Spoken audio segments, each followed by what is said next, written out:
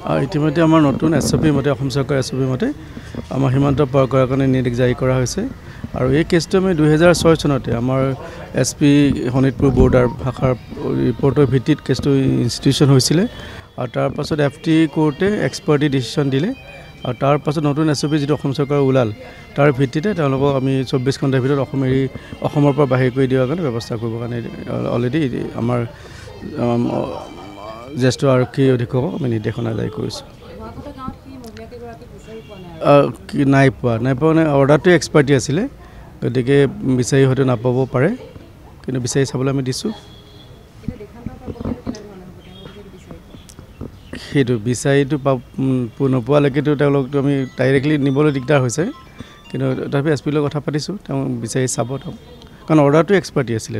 তেওঁলোক প্ৰেজেঞ্চ নথকাৰ কাৰণে এফটি কোৰ্টৰ ফালৰ পৰা তেওঁলোক এক্সপাৰ্টি ডিচিশ্যন হৈছিলে তেওঁলোকৰ 2006 চনত মানে আমাৰ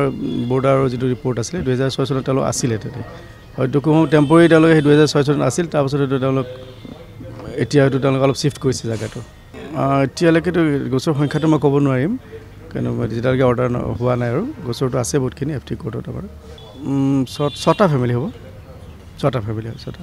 কাৰণ মহিলাকেইজনী বেলেগ বেলেগ আছে ৱাইফ হাজবেণ্ড বেলেগ বেলেগ আছে।